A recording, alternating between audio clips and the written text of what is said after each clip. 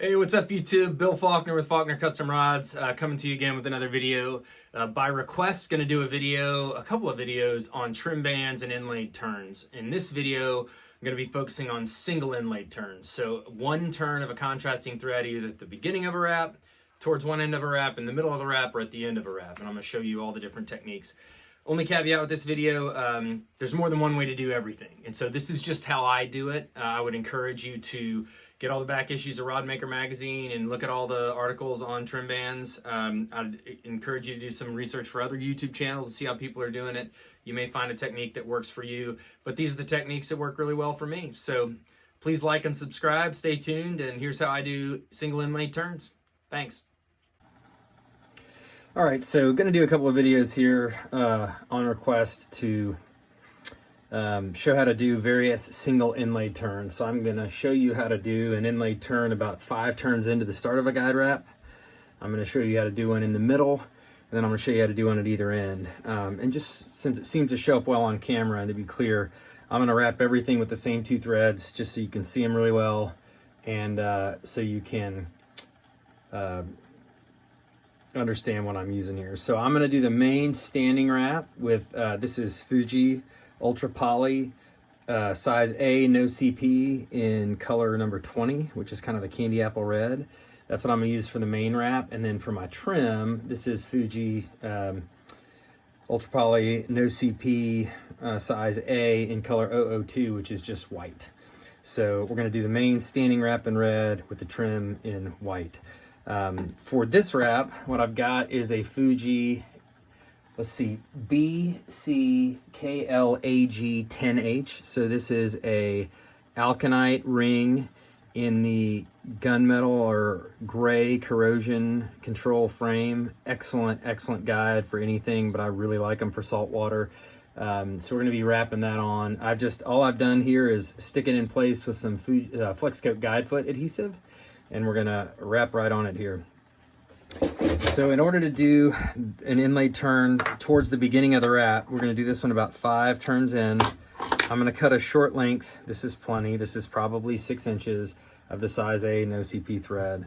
And I'm gonna put it at least 2/3 of it this direction of where I'm starting the wrap. One of the beautiful things about shaping your guide feet is that you can start the wrap pretty much right on the guide if you do it correctly, and that's what I'm going to do here. So if you look, I've got the guide on the blank, I've placed the white thread next to it, and I'm sort of wrapping over it and capturing the white thread just right at the edge of the guide foot. So that's 1, 2, 3,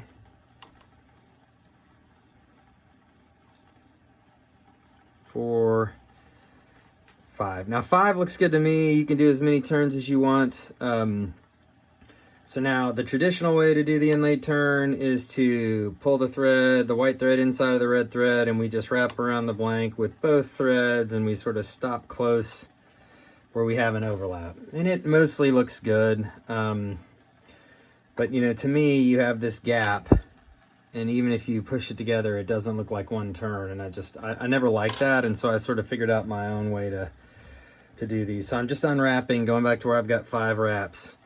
Now the way that I like to do this is to keeping the rod blank stationary and not rotating it. I'm literally gonna cut the white thread in, and it's moving on me a little bit. This happens. I'm gonna put it inside the red thread, go once all the way around the blank, and then back inside of the red thread. Now I'm going to rotate the rod, and what you can see is, let's see, I'll pull on this to straighten it out a little bit. I have 1 turn of the white thread within a turn without rotating a turn of the red thread, and there's no gap. It actually sort of is captured there. Now what I'm going to do once I've given it 5 or 6 turns and it's kind of solidly anchored, I'm going to pull on my white thread to tighten it up, and you see it kind of slips and makes it so that the place where the thread the turn starts and ends just kind of come together. And that's really all I'm going to do. I'm gonna trim it close. It's actually a high quality pair of scissors, but I've dropped it so many times, you can see it's kind of beat up. And I'm just gonna, for now, leave the tag end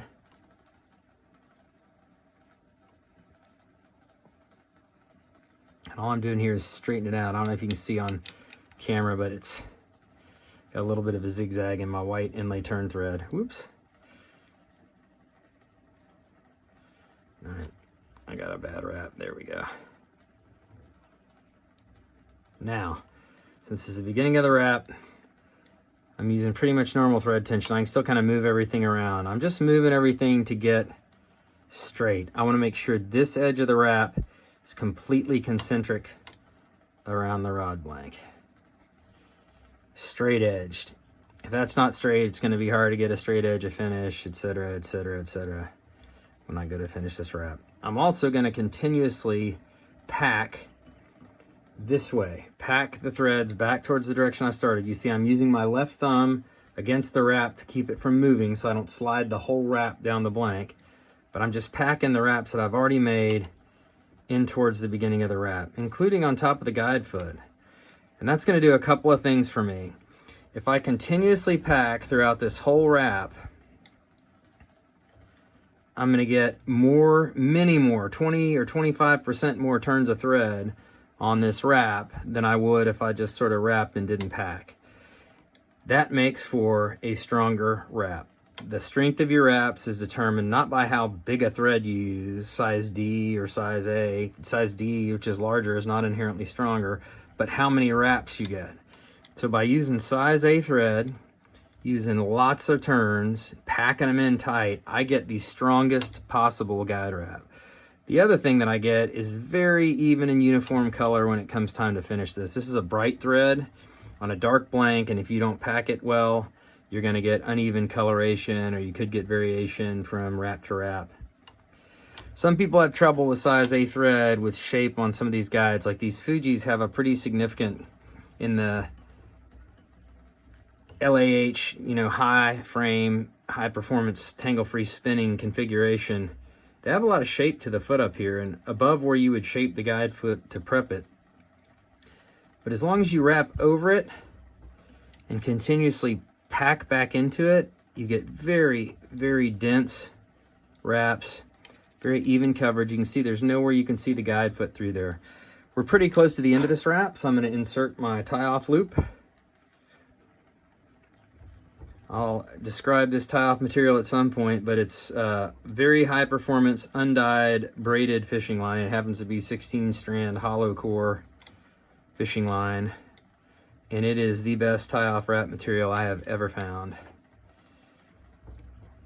You can see I start to get a little bit of a gap here in the wrap, and I'm just gonna pack, close it up. If you don't like the way it looks, finish, and tying it off isn't gonna make it better. So keep packing it and burnishing as you go, and you get a very deep color and a solid wrap. I've gotten to where I've wrapped about as far as I can wrap without it starting to wrap up onto the guide foot. And I'm gonna wrap up onto the guide foot a little just so you can see. See how it starts to go up the frame there? That's not what I want. So I'm gonna unwrap a couple of wraps, and I'm gonna go around behind the guide, underneath the guide. I call these blocking wraps or locking wraps. Not as elaborate as the forehand locking wrap, which is really, really good for single foot guides, but just putting a few wraps behind the guide ensures that it's going to get blocked from pulling out, good and locked down with finish. It seems, for me at least, to help get guide finish down along the tunnel beside the guide foot. So I'm going to stop there, trim my wrap thread, go through my tie-off loop here. Can't ever get anything easily when you're on camera. There we go. Now I'm through my loop. And I'm actually going to pull it all the way through. Now, while I still have tension, I'm going to go back through and pack. And I don't know if you can see, there's a little bit of a gap here. I'm just going to pack all those threads back till they're nice, solid, and even. Burnish a little bit. Very dense, even color. Straight edges all the way around the wraps. Now let's take care of our trim. There's lots of ways you can tie off your wrap and cut them. This is the way I like to do it. Learned it from, I'm pretty sure, Tom Kirkman in Rod Maker magazine. But you can either just pull on your tag a little, or if you have a triangular shaped tool like this, you can put one edge of it in beside your thread and create a little bit of a gap. This is a sharp, clean razor blade. I take these out of the package, I wipe them down, especially the edge part here, because they have some light machine oil on them to keep them from corroding on the shelf in the package. Wipe the whole thing down with a paper towel, then wet a paper towel with rubbing alcohol and pay particular attention to get all along the edge. So there's no oil or contaminant on this blade. It's very clean. But using a sharp new blade, I'm going to lay it right beside the edge of that little gap I just created and just pull my tag end against it. Then if I burnish this way, and this is a very smooth, hard burnishing tool, it just closes that gap, covers up that tag end immediately. Very neat, very clean. I haven't used the razor to go down into my wrap at all, where I might cut my red thread or fray it, and I haven't touched the blank at all with that extremely sharp razor edge, which, you know, might not matter down here in the thicker butt section of the blank, but with a high modulus blank, you do not want to be digging in with the razor blade because you can damage the fibers right at the surface. So now we've got to handle this tag end on this single inlaid turn, and I'm just going to, before I trim it, I'm going to burnish around here, make sure it looks good and creates a very straight concentric circle all around the blank. Getting a little bit of a, whoop, drop my packing tool, sorry. A little bit of a hiccup here right on the guide foot. So I'm actually burnishing the entire wrap that way generally. You can see now that makes it look a little more straight all the way around. Once I'm satisfied, I'm going to pack with my thumb or my tool this way, as tight as I can up against that tag end. And then same thing as I did with my other tag end, put my razor right on the edge of the wrap, pull my tag end against it. And you can see when I first do that, there's the tiniest little bit of white tag in there. But if I burnish this way gently over it and then push it back a few times, it disappears. It's gone. So now I have not done any damage to the blank.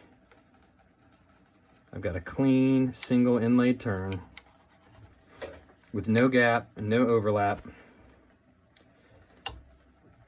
That's how you do a single inlaid turn at the very beginning of a wrap.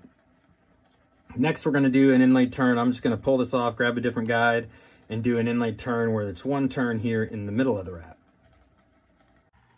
All right, now for this one, we're going to show how you can do a single inlaid turn in the middle of a wrap. This wrap's going to be red.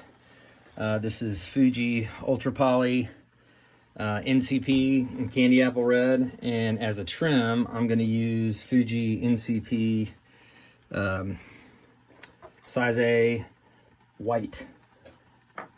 This is kind of a red, white, and blue themed rod, Marca. So those are the colors I'm using. So I'm gonna go ahead and get my wrap started with my red NCP thread. Sorry, I didn't mean to bump the camera.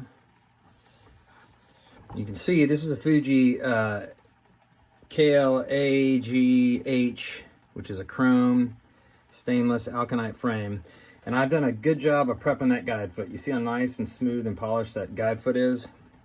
Watch how closely I can start my wrap. I can literally be on that guide within a few wraps. There's 1, 2, and 3. I'm already climbing the guide foot, and you can see even though this is size A thread, it's going to climb right up nice and easy, no problem, which is one of the huge reasons why you ought to prep your guides, because it makes starting wraps much easier. The other thing that I do all the time that I think is maybe lost on people is the more, and I've mentioned this before, but the more wraps you get, the stronger your guide wrap is. So now that we've gotten a ways into this wrap, we're going to go ahead and trim our standing tag.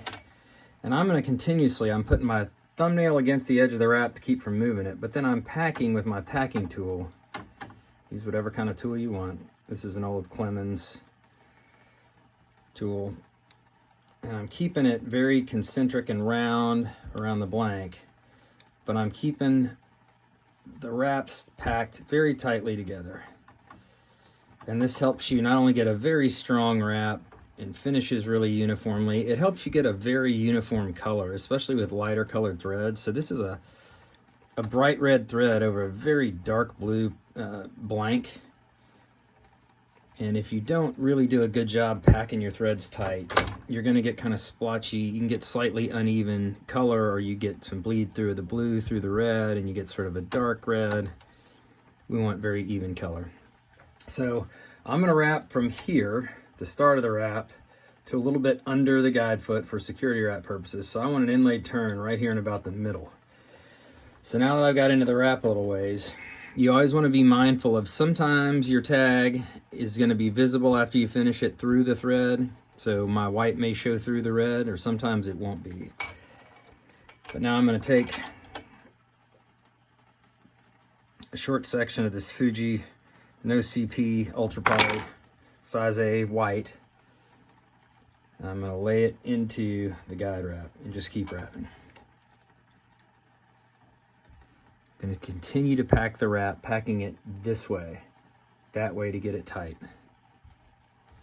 until I've gotten to where I judge that I'm about halfway done with the guide wrap.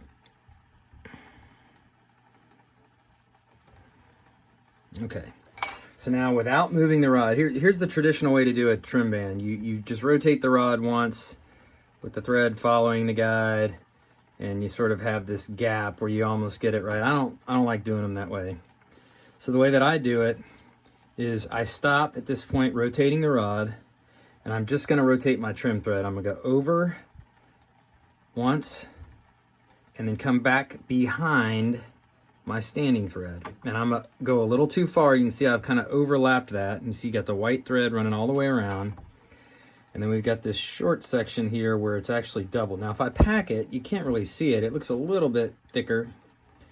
We're going to give it about 5 or 6 wraps, and we're going to go back and fix it. Now I'm going to take this tag and I'm going to pull this way to tighten it. And then I'm going to just, I don't know if you can see that. I've pulled and shortened it to where the one end just slightly overlaps with the original, the wrap, and I get no gap. So I have a solid, uninterrupted single thread turn. It's a lot more attractive to me than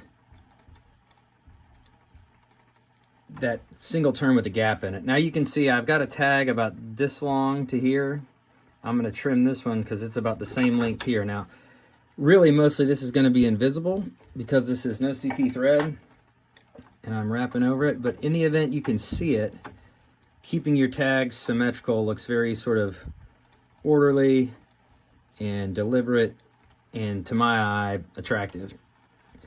So now you have a little bit of a flange, a swell on this Fuji guide foot. Now you see if I just wrap, I can see the guide through it. You see that silver shining through and it looks kind of unattractive. But once I've wrapped a few wraps, now I go to pack back, and I'm packing this way, back towards the direction of the wrap I started. You can see how dense that gets.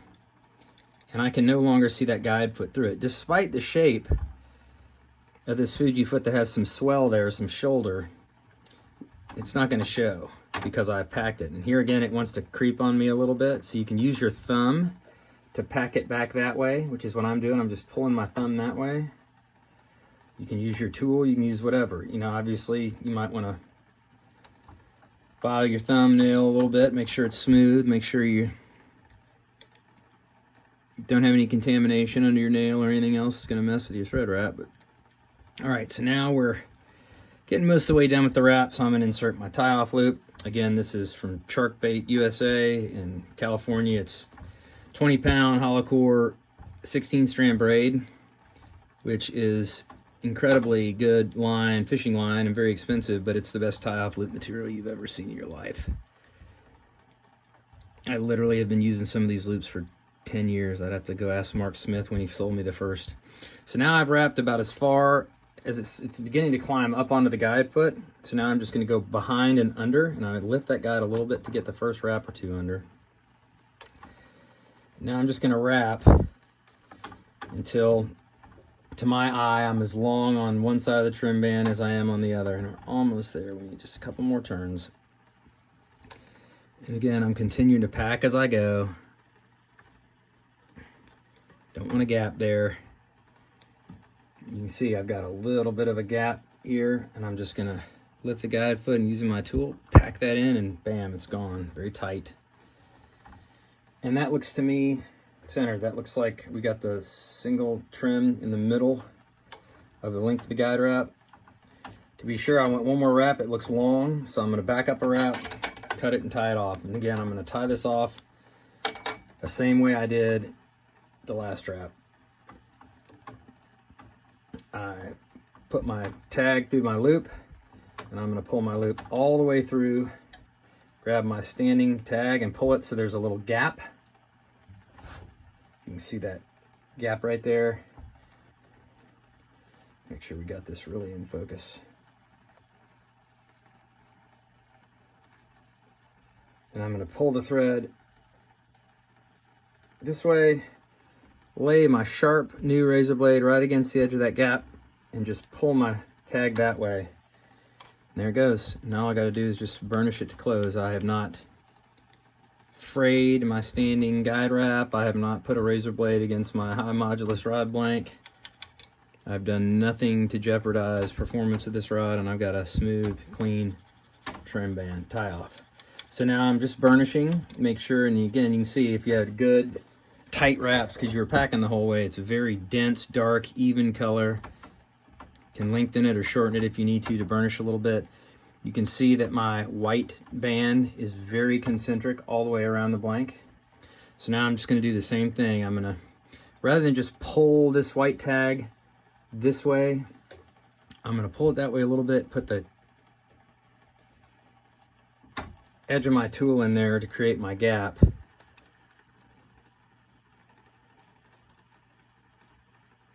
Pull the thread against the razor blade, burnish that way, and we're all done.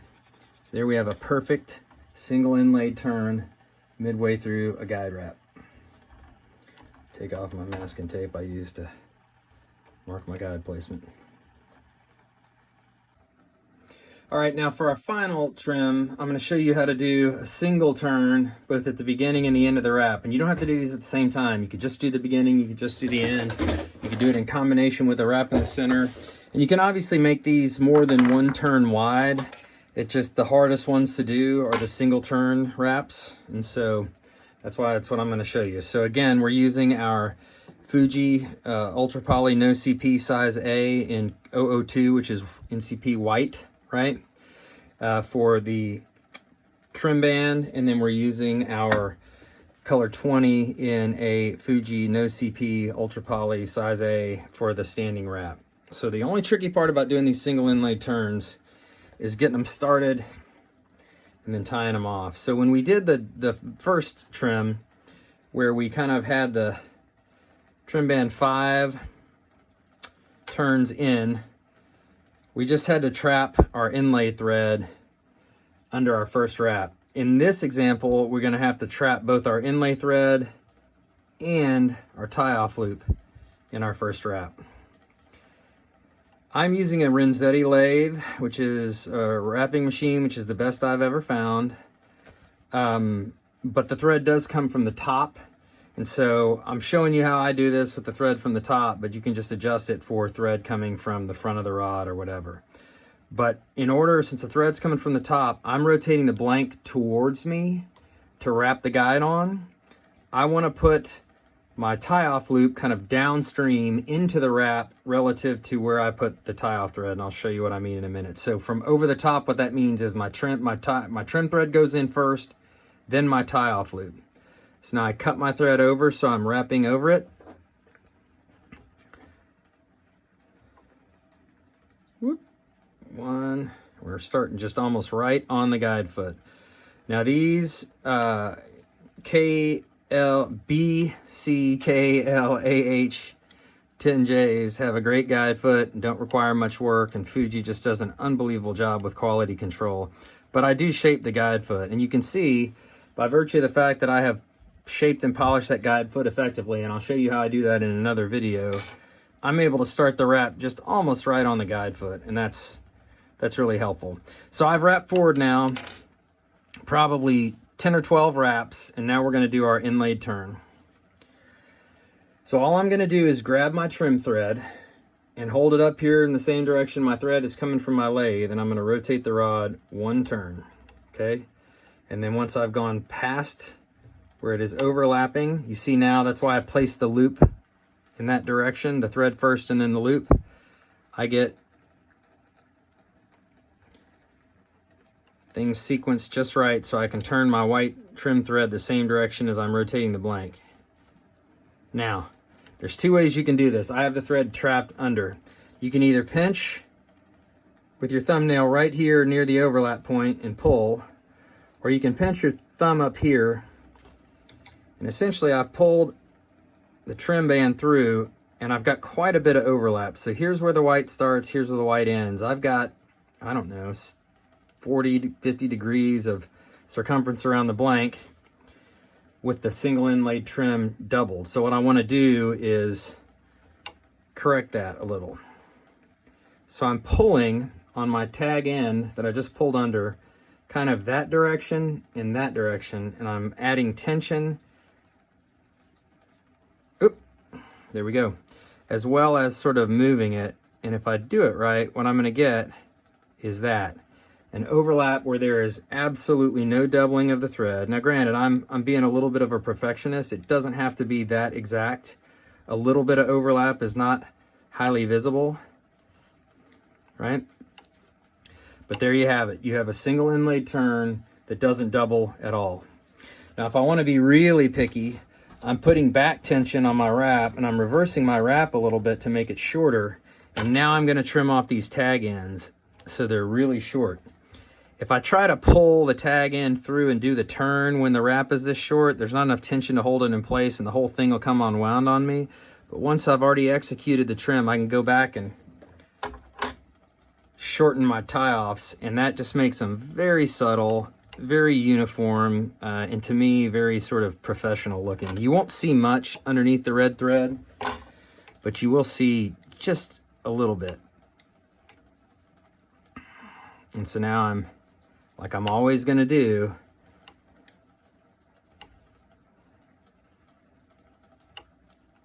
I'm both burnishing from this side to make sure the wrap goes completely straight around the blank, and I'm burnishing from the guide side to make sure I have a very tight, dense wrap. So now we're just going to go ahead and wrap the whole guide, and I'm going to run the video. I could probably shorten it to get straight to the point, but I want you to see how often, how consistently I'm packing, right? I'm constantly, even on top of the guide foot, trying to pack so I get good, even color.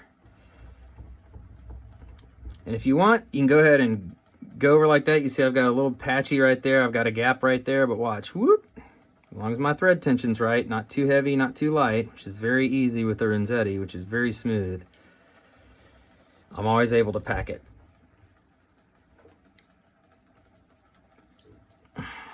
Continuing to pack the thread all the way back.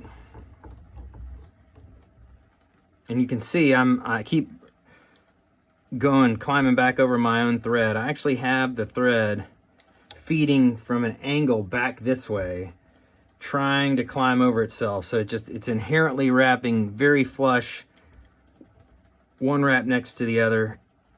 Plus, I'm burnishing as I go. So now once we get to the point where you'd about insert your tie-off wrap, we're going to insert a couple of things. One is we need a tie-off wrap to finish the wrap for our red thread. And I'm going to put that over here pretty close to before we go over the guide foot. Then over here on the other side, I'm going to put my trim and a tie-off loop for my trim. And I'm going to finish the guide wrap as we normally would. We keep packing, we keep getting a dense wrap.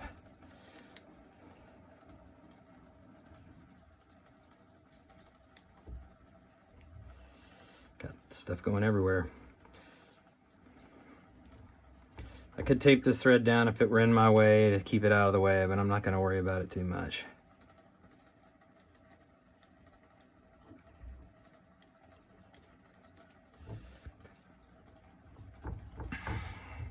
Again, kind of like the other video where we did the inlay 5 turns in, or the inlay in the middle.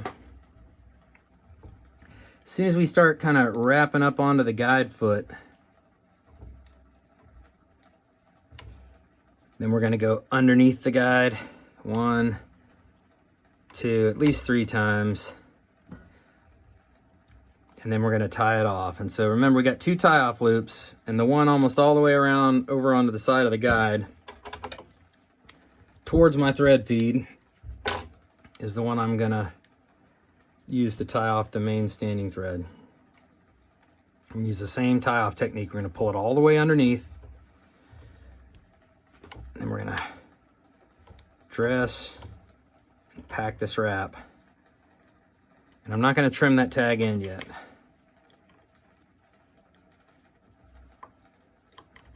All right, so now we have a good, even, uniform wrap. It's time to do our single inlaid turn. Okay, so we're going to rotate once, again, following with the trim underneath the guide.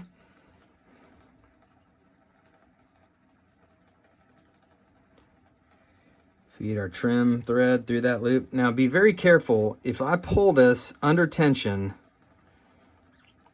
without holding down the trim thread, it's very easy to pull it underneath itself. So I'm gonna, here's the juncture. This is right where the first thread is. Rather than right there, although that's where I want it to end up, I'm gonna pinch it over here, and I'm pinning it to the blank, and you see the thread traveled all the way to where I had it pinched.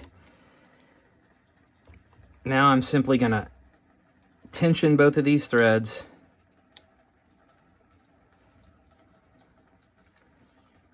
and align them to where there. You see, I've got just about 1 exact turn without a lot of excess. Burnish it so that it goes straight all the way around the blank. Got a burnish here beside the guide foot a little bit. And now it's time to trim everything off. So I'm gonna pull with my tag, lay my razor blade flat against it. Whoops, didn't get it. And make sure you don't feed your hand into the razor blade, because it's a sharp new razor blade. It'll cut anything. So there, I've cut off my tag with my standing wrapping thread. So now it's just time to trim these off. Point of subtlety, when I was getting ready to tie off my main tying thread, I just wrapping thread rather, I just pulled this tag in that way to create the gap. You don't want to pull on this thread because you may impact your overlap. So rather than pull on it, we're going to insert the point of our thread tool next to it and move it. What that does for us is doesn't mess up our overlap here in our perfect trim, right? Now, same thing. I'm laying the razor right on the edge of the red thread on this side of the gap. Pull the thread into it. Same thing here. Now I'm going to burnish this way. Close that down. No tag showing. And there you have it. And again, you can do a single turn at the beginning of a wrap, the end of the wrap, do one in the middle, do a JTOB. Sorry, Jim Terlica's olive branch in the middle. Trellickey's. Do whatever you want, but that's one way to do a single inlaid turn. All right, one last thing as we wrap up here. Subtle point, but worth making. I always try to be critical of my work, because that's what you learn from. A couple things I'd point out to you on this wrap. So this is just a quick demo wrap, and I didn't redo it, and I didn't take a bunch of takes to get a perfect one. I just pretty much showed you like it is. But if you look right here, we just almost don't have a complete,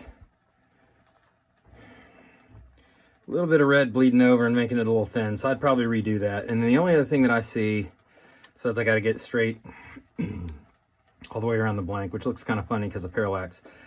I put in my loop, my tie-off loop and my trim band a little bit early on this wrap, and I'm gonna show you what I mean. If you ever want to know what your wrap's gonna look like, here I've got a spray bottle full of rubbing alcohol, and I wouldn't do this on a wrap I was actually gonna finish, but I would do it on a test wrap. When you wet this wrap out, it shows you kind of what you're gonna get, both color-wise and what goes transparent and what's not. And if you look, here's the trim from our starting trim band, and here's the tags from our ending. You see how they're longer? Ideally, you'd want those to be symmetrical. And so we made these short by backing the wrap up and trimming. You can't do that on this one. You just need to make sure you're thoughtful about where you put it in. So if I had waited 5 more turns before I put them in, then those trims would be the same length as those, and they'd look very uniform, very deliberate, very under control, very mastered. The other thing I do is, this is a spinning guide. I mean, this isn't really a wrap and it's not really a rod, but this is a spinning guide. If it were going to be, then I'd have my tag of this starting wrap right on top where it's totally visible to the angler at all times. Really better to have them over here on the bottom on one side, not so close to the wrap that they don't get held down or have tension, but you know, so it's less visible. Very subtle, but this is the kind of stuff that I think demonstrates mastery. The other thing I want to show you about the FlexCoat guide foot adhesive, because it's an excellent product. It's just a stick, and I use it all the time. I can still very much move this guide, right? And I know it's wet right now, but I can move it dry or wet. Once you pop it free, you totally can reposition it and do guide foot alignment and everything else. But if I were to cut this wrap and pull it off, it would always have that little coating of the FlexCoat guide foot adhesive on the bottom of it, protecting the blank. And if you've never seen it, this is it. It's just a stick. You just, here's another Fuji guide. This is a BCKLAG10H. I'm just gonna start my lighter, put the guide beside it, not in the flame, but just beside it, and warm it a little bit. Run it on there and stick it in place. And there it is. It's stuck on. It's not going anywhere. Ready to wrap it. You don't need a bunch of micro bands. You don't need a bunch of rubber bands. You don't need a bunch of zip ties. I don't know why people don't use this stuff. Works great.